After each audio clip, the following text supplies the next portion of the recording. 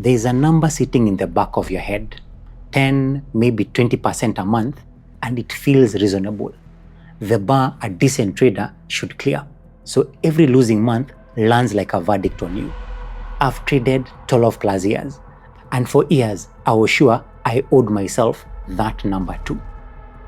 That belief, not my trading discipline, was draining my account. So I'm going to show you the 3-part scoreboard professionals actually keep and why your red months were never the failure that you think.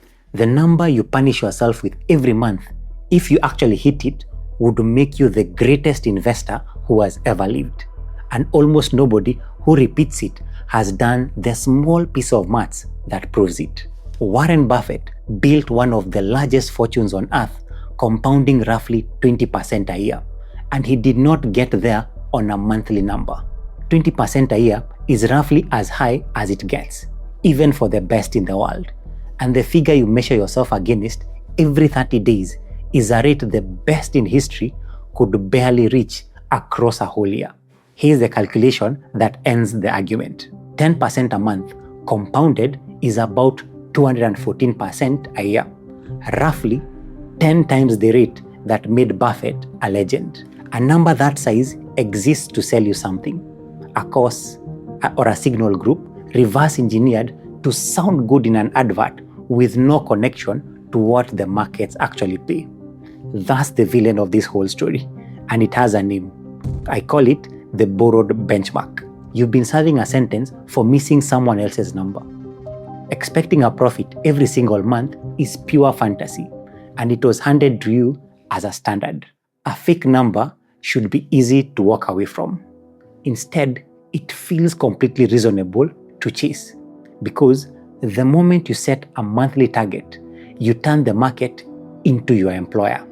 And an employer that skips your salary is one you start fighting.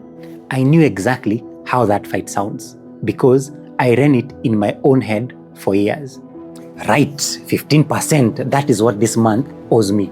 The account is basically my employee now, and my employee is slacking, so I will just size up until it pays me what it is supposed to. That's the trap I call the fantasy payback, treating the market like a job that owes you a monthly salary. So when it goes quiet, you force it to pay, and forcing it is where the real damage lives.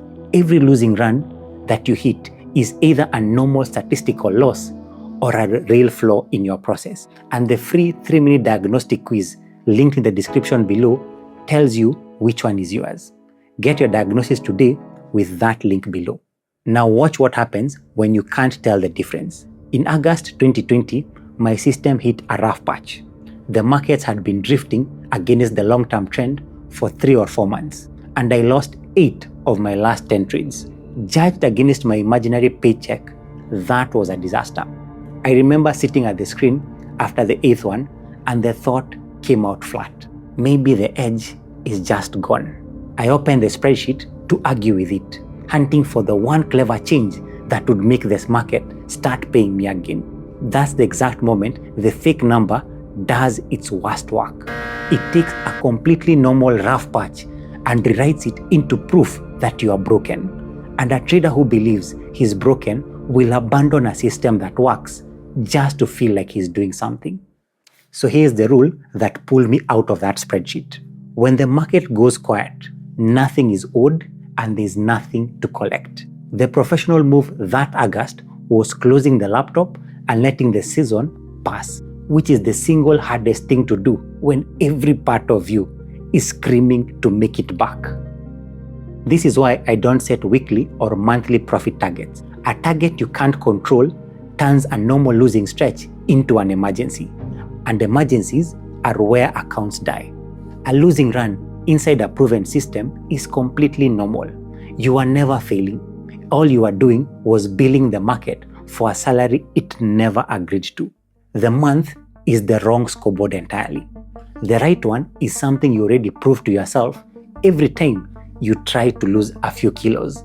Think about the last time you are serious about your weight. Weighing in every morning, you eat clean all week, you train hard, and one morning you step on that scale and it has gone up, After the best week that you've had, and it feels like a verdict, like the whole thing is broken. Now stop there, because some part of you already knows why it went up, even if you've never put it into words. A hard session makes your body hold water, so the scale ticks up the day after you did everything right. The daily number moves in the opposite direction to your actual progress.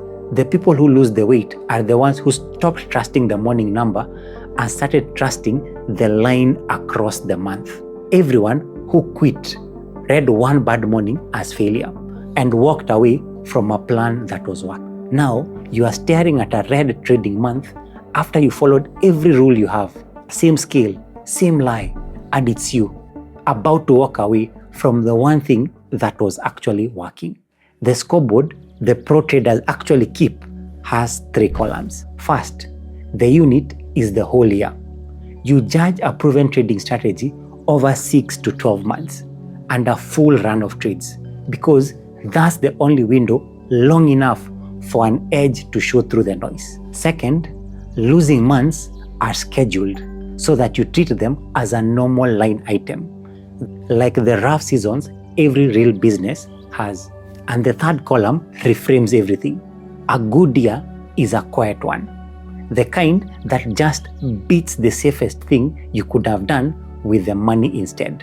The market hands out roughly 10% a year on average, and after inflation, closer to 4 or 5%. So the honest bar was always the boring one. Clear that safe alternative by a margin without blowing up, and that's a bar you can actually reach. I call it the honest scoreboard, and let it retire the fake one for good. The truth underneath it is a hard line, so I'll say it plainly. Trading for a living needs capital worth about 5 times your annual expenses, because the realistic best case is roughly 20% a year. If that math disappoints you, the number in your head was always the problem. Keep score this way, and a red month goes back to being like weather, and you finally become the one thing the fantasy could never let you be. Calm, the trader who can sit through a losing season and leave a working trading strategy alone. But a scoreboard only tells you you are winning if a real edge sits under the ear. And a year with no strategy has nothing to measure. So watch this next, where I show you the exact 3 checks I run on any market in 30 minutes to decide if a trade is worth taking. See you in that video.